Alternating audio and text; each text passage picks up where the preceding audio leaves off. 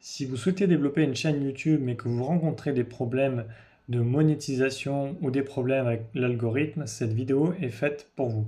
Je vais vous présenter les erreurs les plus fréquentes, les critères réels pour rendre votre chaîne éligible à la monétisation et surtout les solutions concrètes pour générer des revenus même si votre chaîne n'est pas acceptée dans le programme partenaire YouTube.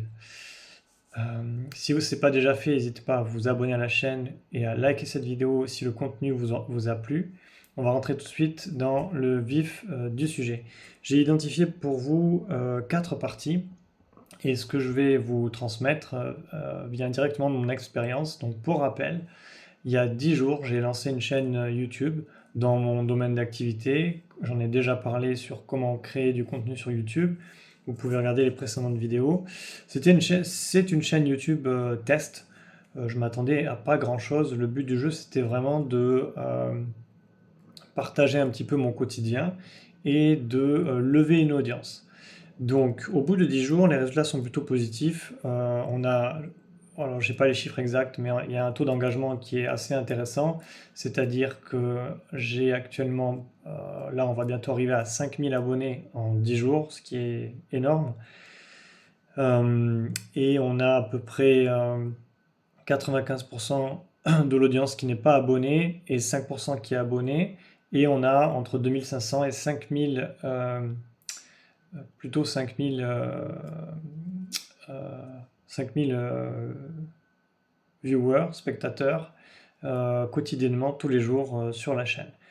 Les anciennes vidéos sont revues et revues, donc les anciennes vidéos refont des vues et continuent à faire des vues. Donc la raison pour laquelle il y a autant de vues et il y a eu autant d'abonnés d'un coup, c'est parce que j'ai voulu tester du contenu viral, typiquement faire des sujets clickbait, tout en proposant un nouveau format qui n'existe pas. Mais après, j'étais loin de m'imaginer toutes les erreurs dont je vais vous faire part. Et du coup, voilà, très rapidement, j'ai pu demander la monétisation, ce que j'ai fait, et j'ai essuyé un refus, et je vais vous expliquer pourquoi et comment vous pouvez faire pour contourner ce refus. Donc j'ai avec moi quelques notes. Voilà, n'hésitez pas à prendre des notes si vous en avez besoin. Donc comme je vous ai dit, j'ai 4 parties à vous proposer. La première, on va voir ensemble quelles sont les causes d'une démonétisation de votre chaîne. La deuxième partie, on va voir qu'est-ce que YouTube préfère en termes de contenu, qu'est-ce qu'il préfère monétiser comme type de contenu. La troisième partie va concerner plutôt l'algorithme, qu'est-ce que l'algorithme contrôle, à quoi vous devez faire attention. Et enfin, dernière partie, comme je vous ai dit, ou je ne vous ai pas dit, mais à la fin, on analysera les stratégies de monétisation alternatives à AdSense, et vous verrez il en existe beaucoup, mais que c'est pas forcément évident et parfois ça ne marche pas, puisque dans cette dernière partie, je vous parlerai aussi de l'audience, du type d'audience que vous allez avoir et pourquoi le type d'audience est probablement la chose la plus importante sur une chaîne YouTube. Donc on commence tout d'abord. Je ne sais pas combien de temps va durer cette vidéo, donc si vous avez un petit peu de temps de vous tant mieux. Parce que je vais parler, je vais vous partager principalement mon expérience du terrain. Donc moi, les causes principales du refus de monétisation, alors vous pouvez analyser la chaîne YouTube, donc cette chaîne YouTube test, c'est infirmier à domicile, vous pouvez regarder. Voilà, dans la vie de tous les jours, je suis infirmier, mais à côté, j'ai ces projets, dont cette chaîne sur laquelle je travaille actuellement. Et donc, YouTube n'aime pas les formats en voiture lorsque vous conduisez parce qu'il considère en fait que c'est trop dangereux. C'est du contenu trop dangereux, c'est trop risqué, donc c'est tout de suite démonétisation. Et ça, je ne le savais pas avant d'avoir fait plusieurs vidéos et de comprendre et de faire face à un refus de monétisation. Ensuite, YouTube n'aime pas les caractères, le langage trop familier, voire les gros mots. Et moi, j'avais pris le parti pris de parler directement comme je pense. Voilà, parce que d'une part, ça me semblait beaucoup plus naturel, beaucoup plus direct pour engager l'audience. Après, je suis un peu comme ça aussi dans mon quotidien, assez direct. Mais, euh, euh, mais voilà, je ne pensais pas que ça pourrait éventuellement poser un problème. Mais je pense que la raison principale sur cette chaîne, c'est principalement le format format voiture, c'est-à-dire pendant que je conduis, je fais la vidéo, et ça, je pense que YouTube n'annonce pas, ne prend pas le risque de monétiser ce type de contenu. Parce qu'après, les gros mots ou quoi, il n'y en avait pas beaucoup quand même dans les vidéos. Et enfin, il y a aussi le thème, votre thématique. Moi, ma thématique, c'est le soin. Donc le soin, donc, c'est des thèmes dangereux pour YouTube, la mort, la souffrance. Donc forcément, dès que vous êtes dans ce genre de thématique, vous prenez le risque d'être démonétisé très rapidement, puisque YouTube ne prend aucun risque là-dessus. Donc ça, ce sont les principales causes. Il y en a vraiment d'autres, mais je dirais que la plupart des autres causes sont assez faciles à prendre en compte. On va dire la duplication de contenu, faire attention aux droits d'auteur, les musiques que vous utilisez. C'est des choses qui sont, lorsque vous le faites, vous vous doutez bien que vous devez faire attention à tout ça. Mais là, les causes dont je viens de vous parler, c'est des choses que vous découvrez vous-même et YouTube ne vous fournit aucune explication. C'est moi, de mon côté, qui ai dû faire quelques recherches pour comprendre ça. Le deuxième point, deuxièmement, donc, qu'est-ce que YouTube aime comme contenu? Si vous voulez démarrer ou redémarrer une chaîne, YouTube va privilégier tout ce qui est contenu tutoriel, tout le contenu éducatif et conseils assez sérieux, avec bien évidemment pas de choses dangereuses, ni dans votre thématique, ni dans le format, ni dans ce que vous proposez, et bien évidemment avec beaucoup de contexte. Le contexte est très intéressant, qui, quoi, où, quand, comment, parce que ça va fournir à YouTube et à son algorithme, ça va lui permettre de bien cibler, bien connaître de quoi vous parlez et le proposer à la meilleure audience possible. Donc principalement, voilà, c'est ça. YouTube, c'est tutoriel, contenu éducatif, éventuellement des choses divertissantes, mais encore une fois, divertissantes qui peuvent être divertissantes, j'ai envie de dire, sans danger, presque pour des enfants. Parce qu'après, dès que vous allez vouloir, si vous voulez par exemple créer du contenu pour adultes, ou un peu, oui, du contenu pour adultes, ce sera tout de suite démonétisé, parce que YouTube ne prend aucun risque là-dessus, en tout cas jusqu'à preuve du contraire. Donc ça, c'est la deuxième partie. En troisième partie, je vous ai dit donc l'algorithme. Donc j'ai appris beaucoup de choses au niveau de l'algorithme, puisque j'ai travaillé les miniatures, les titres des vidéos, les descriptions. Encore une fois, je fais ce retour vraiment de manière très transparente après 10 jours, parce que c'était vraiment un test. J'avais pas la volonté de créer quelque chose, que ça dure dans le temps. Je ne sais pas si ça va durer dans le temps, j'ai aucune idée à ce jour. Mais c'était vraiment un test pour moi pour apprendre, et aussi l'envie de partager à mon travail, faire un peu autre chose que ma tournée habituelle, on va dire. Donc l'algorithme YouTube en fait va analyser tout, donc il va regarder votre titre. Il ne faut pas que votre titre soit trompeur ou annonce des chiffres magiques. Il y a quand même beaucoup de choses au niveau des titres et de la description. Et moi, je vous recommande d'utiliser ChatGPT en lui demandant de vous aider à créer du contenu YouTube friendly ou AdSense friendly, pour que votre contenu, vos titres, tout ça soit raccord, parce qu'il y a tellement de règles. Par exemple, si vous mettez un mot arnaque dans le titre, ou un mot comme guerre ou quoi, tout de suite il va y avoir une alerte au niveau de l'algorithme, et il va commencer à regarder tout votre contenu, à analyser pour vraiment voir si votre contenu est dangereux ou pas.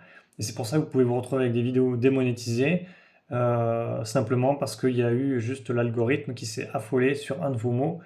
Et donc c'est un peu ennuyant, comme j'en ai déjà parlé, c'est que ça remet aussi en cause un peu la liberté d'expression et la créativité des créateurs. Parce qu'au bout d'un moment, YouTube, du coup, propose uniquement un seul contenu un peu lisse, et très peu de diversité à ce niveau-là. C'est un peu la réflexion qu'on peut se faire quand on voit que tout est analysé par un algorithme, et que parfois cet algorithme peut se tromper. Mais du coup, ça démonétise votre vidéo, il faut recontacter YouTube derrière. Et si vous êtes dans une logique de création de contenu, vous avez autre chose à faire que de recontacter YouTube derrière. Alors, comme je vous ai dit, l'algorithme va analyser le titre, mais il va aussi analyser donc votre description. Il ne faut pas qu'elle soit trompeuse, il faut qu'elle corresponde au contenu. Et une fois que vous avez mis la description, il va aussi lire toute la transcription vocale de votre vidéo. C'est-à-dire que si vous mettez une description qui n'a rien à voir avec le contenu de la vidéo, il va sans doute la refuser en monétisation où euh, il y aura un drapeau jaune. Donc, voilà, donc ça c'est comment YouTube fonctionne. Là, on a vu le titre, la description et également la miniature. Donc, miniature, il va également analyser ce que vous écrivez sur la miniature. Et là aussi, il y a des mots qui sont plus ou moins interdits. Qu'est-ce que je peux vous dire au niveau de l'algorithme? Voilà. Alors, il y en a certains qui disent qu'il faut, à la limite, vous pouvez modifier la transcription vocale de vos vidéos. S'il y a certains mots qui dérangent, vous les modifiez juste. Ça demande beaucoup de temps. Il vous faut des monteurs pour ça.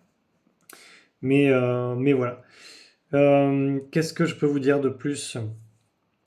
Et également aussi, ce que l'algorithme fait, c'est qu'il va, il va, il va vraiment contrôler à fond les 30 premières secondes de votre vidéo. C'est-à-dire que typiquement une vidéo, s'il y a un mot qui pose problème dans la vidéo, ça va pas poser de souci à partir du moment où dans la vidéo il y a du contexte. Par contre, si tout de suite vous commencez votre introduction, vos 30 premières secondes avec ça y est, c'est la guerre en Ukraine, ce genre de choses, là vous allez être tout de suite démonétisé parce que c'est les 30 premières secondes, il n'y a pas encore le contexte et du coup l'algorithme va interpréter ça comme des choses mensongères ou des choses juste pour faire peur ou attirer l'attention inutilement. Et donc là, les 30 premières secondes doivent être vraiment destinées à l'algorithme pour lui fournir un maximum de contexte sur le sujet et le contexte de la vidéo. Donc voilà, ça c'est ce que je peux vous faire comme retour. Et ensuite, une dernière chose que l'algorithme va vérifier également, ça va être l'activité sur votre chaîne. Par exemple, si vous avez fait beaucoup de vidéos et vous voulez les supprimer parce que vous voulez demander une monétisation, mais vous avez compris que votre contenu ne va pas être accepté, si l'algorithme voit que dans votre activité, vous avez supprimé toutes les vidéos de votre chaîne ou qu'elles sont toutes passées en privé, et ben peut-être qu'ils diront bah, ben, la monétisation cette fois, non, c'est pas la peine, on le fait pas parce qu'on ne sait pas, l'activité c'est trop suspect. Donc voilà, pareil, si vous ouvrez une seconde chaîne et que vous mettez à peu près le même type de format, même type de contenu, ça peut être considéré comme du duplicate content, du contenu dupliqué.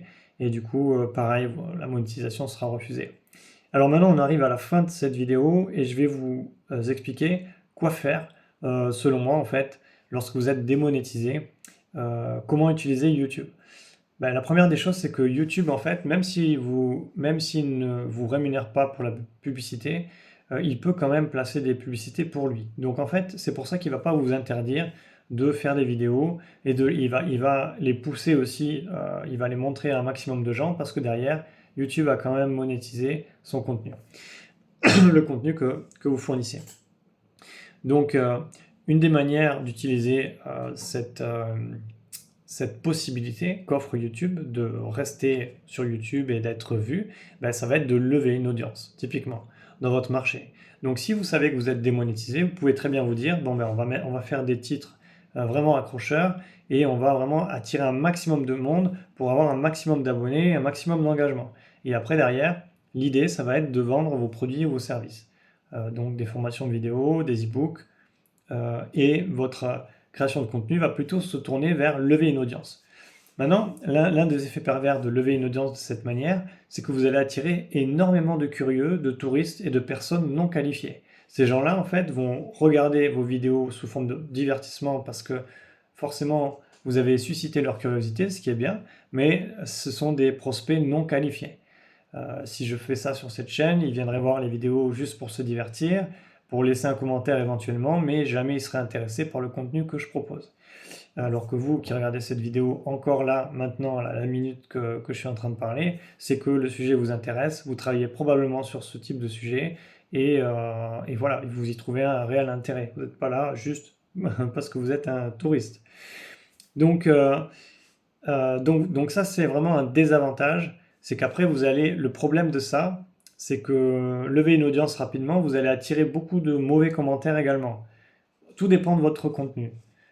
Moi, si je parle de mon expérience, j'ai plutôt globalement des très bons commentaires. Voilà, parce que du fait de ma profession, du contenu que je propose et puis des réflexions que je propose. Donc les gens réfléchissent en même temps que moi sur les mêmes sujets et l'interaction est quand même plutôt intéressante. C'est pas, voilà. Mais vous pouvez très bien tomber sur un mauvais public qui va vous critiquer dans les commentaires ou écrire n'importe quoi. Et il faut savoir que vous êtes aussi responsable des commentaires qu'il y a sur votre chaîne. Donc si YouTube voit qu'il y a beaucoup d'insultes dans les commentaires ou beaucoup de gens qui critiquent beaucoup de choses, ils peuvent très bien supprimer votre vidéo, vous donner des avertissements, voire supprimer votre chaîne. Donc voilà, vous êtes vraiment responsable des gens qui commentent. Et ça c'est quand même important. Et après, pareil, pour monétiser, si vous voulez vendre votre produit ou votre service, si vous avez que des touristes, vous allez avoir un taux de conversion, très très très très faible et ça va être difficile de vendre vos produits ou vos services. Donc, je ne dis pas que c'est impossible, mais ça va quand même être difficile. Donc voilà, l'idée, quand vous êtes démonétisé, c'est d'utiliser la chaîne qui a été démonétisée et de l'utiliser à fond et à la limite même vous pouvez la tester, vous pouvez faire ce que vous voulez. Ensuite, qu'est-ce que vous pouvez faire d'autre? Vous pouvez très bien utiliser cette chaîne et rediriger votre audience en la qualifiant du coup, c'est-à-dire que vous allez avoir beaucoup de visiteurs et des touristes et vous redirigez votre audience, vous qualifiez les prospects vers un groupe Telegram dans lequel vous allez vendre vos produits ou services ou rediriger après sur une autre chaîne YouTube ou votre propre site internet. Donc voilà. Quoi faire également en dernier recours quand vous êtes démonétisé, c'est de vous dire et que vous vous dites que l'audience ne va pas correspondre à ce que vous attendiez au départ, eh bien, ça va être tout simplement d'ouvrir une nouvelle chaîne. Voilà, d'ouvrir une nouvelle chaîne et de respecter scrupuleusement les règles YouTube si c'est ce sur quoi vous comptez pour monétiser votre contenu. Donc voilà, c'est beaucoup de différentes stratégies. Je dirais que si on lance une chaîne sur YouTube, je dirais qu'il faut vraiment se conformer à toutes les règles de YouTube.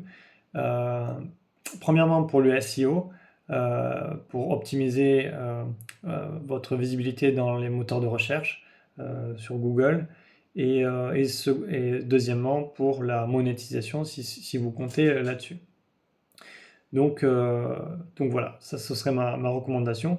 Mais il est possible, beaucoup font ça, quand vous faites du contenu subversif ou du contenu pour adultes ou que vous êtes dans une thématique problématique ou pour X raison vous êtes démonétisé, il est possible de rediriger votre audience même vers des plateformes comme Patreon par exemple, qui rémunèrent les créateurs différemment, où la liberté d'expression est beaucoup plus forte et beaucoup plus libre.